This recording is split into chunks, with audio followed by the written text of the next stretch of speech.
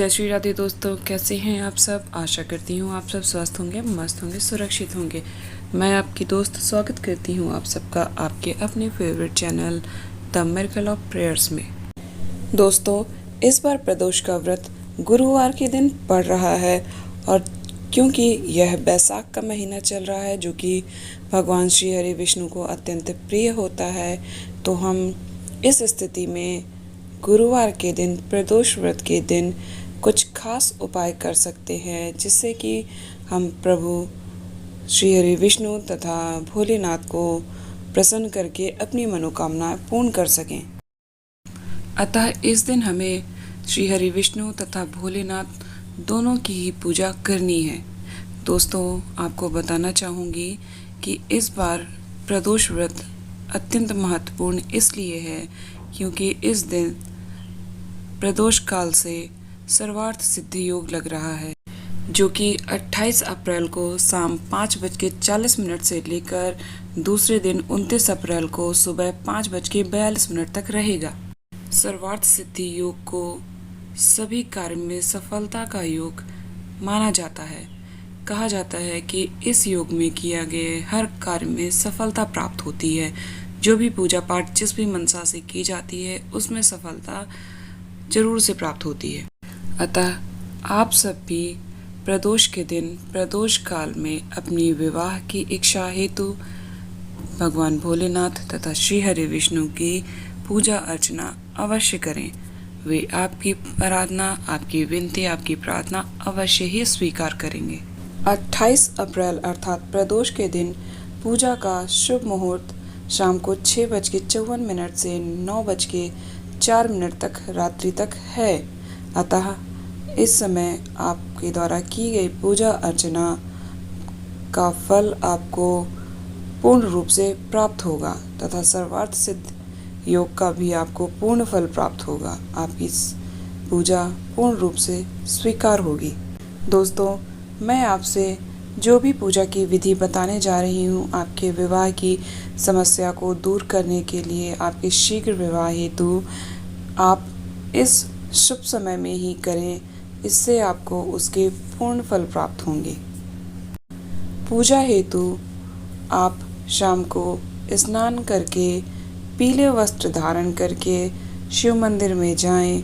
वहाँ पर भोलेनाथ को दूध, दही, शहद, पंचामृत ये सब अर्पित करने के बाद घी अर्पित करें।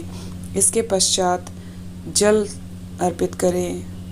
तत्पश्चात बेलपत्र, आंकड़े के फूल, धतूरे का फल आदि आप जिस भी तरह से भोलेनाथ की आराधना करने चाहते हैं वो सब अर्पित करें, जो चीज़ आपको आसानी से सरलतापूर्वक मिल सके।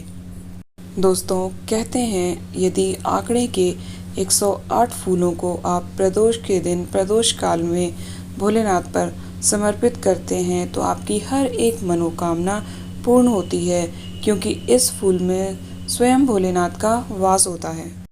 और हाँ दोस्तों, क्योंकि इस दिन गुरुवार है तो भोलेनाथ को हल्दी तो नहीं चढ़ती, इसलिए आप हल्दी ना चढ़ाएं, बल्कि आप भोलेनाथ को एक गंगा जल में कच्चा दूध मिलाकर उसमें थोड़ा सा केसर मिलाकर भोलेनाथ को जरूर अर्पित करें। अगर आपसे हो सके, अगर आपको केसर उपलब्ध हो जाए तो यह प्रयोग अवश्य करें क्योंकि कहते हैं भोलेनाथ को कच्चा दूध, गंगा जल और केसर मिला के अर्पित करने से वह आपकी हर मुराद पूरी करते हैं। ये सारी विधि करने के पश्चात भोलेनाथ के सम्मुख बैठकर उनके पंचाक्षरी मंत्र नमः शिवाय का जाप अवश्य करें। हो सके तो 108 बार जाप करें, अन्यथा यथासंभव 11, 21, 51 आपसे जितना संभव हो सके इस मंत्र का जाप करें। मैं तो यही कहूँगी कि पूरे 108 बार जाप करें। ध्यान रहे दोस्तों, भोलेनाथ की पूजा करते समय और मंत्र जाप करते समय आपका मुख पूर्व या उत्तर दिशा में होना चाहिए। पूजा विधि में आपको घी का दीपक भी अवश्य ही जलाना है तथा एक धूप भी जलानी है। चलिए अब जानते हैं वह खास उपाय जो आज के दिन आपको करना है। दोस्तों, ये सारी पूजा विधि इस ढंग से करने के पश्चात आपको आटा लेना है। जो आटा आपको पहले से ही अपने साथ अपने घर से लेकर जाना है। दोस्तों ध्यान रहे, आपको इतना आटा लेकर जाना है कि उससे 5 रोटियां आसानी से बन सकें। अब इस आटे को आपको भगवान भोलेनाथ के मूर्ति के चरणों से स्पर्श कराना है। याद रहे दोस्तों, ऐसे मंदिर जाइए हो सके तो जहाँ पर भगवान भोलेनाथ की शिवलिंग के साथ उनकी मूर्ति भी रखी हो, जिससे कि आप इस आटे को उनके चरणों में स्पर्श करा सकें। नहीं तो एक चुटकी आटा लेके उनके पैरों पे छुआकर अपने वापस से अपने आटे पर रख लें। और अगर हो सके तो जौ का आटा लेकर जाइए। अगर संभव हो, आसानी से मिल सके तो आप जौ का आटा ही लेकर जाएं। अगर जौ का आटा नहीं मिलता है तो फिर आप साधारण गेहूं का आटा भी ले जा सकते हैं। इसके पश्चात वह आटा लेकर आप अपने घर आ जाए।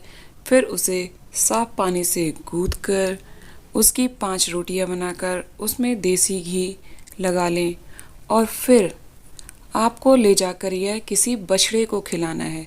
याद रहे दोस्तों, गाय को नहीं खिलाना है, गाय के बछड़े को खिलाना है। और अगर बछड़ा ना मिले तब आप उस कंडीशन में बैल अर्थात नंदी को खिला सकते हैं।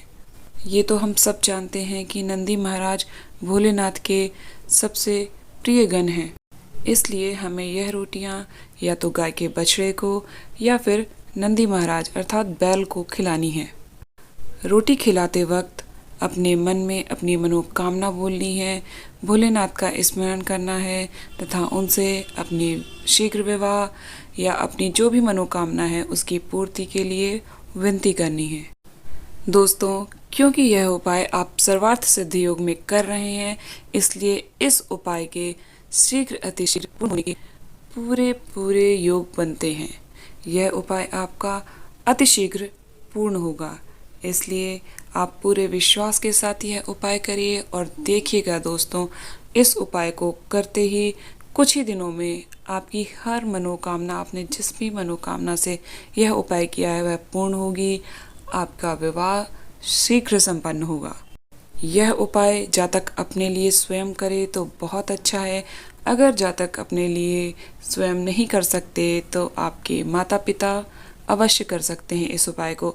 लेकिन हाँ, भाई बहन या और कोई इस उपाय को आपके लिए नहीं कर सकता है, इसलिए आप मुझसे ये ना पूछें, क्योंकि अगर भाई बहन करेगा तो यह उपाय बिल्कुल भी फल नहीं देगा।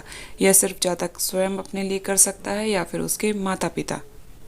उम्मीद करती हूँ दोस्तों, आपको मेरे द्वारा बताई गई जानकारी अच्छे से समझ में आई होगी। अगर कुछ नहीं समझ में आया है तो आप मुझसे पूछ सकते हैं, मैं आपकी अवश्य मदद करूँगी।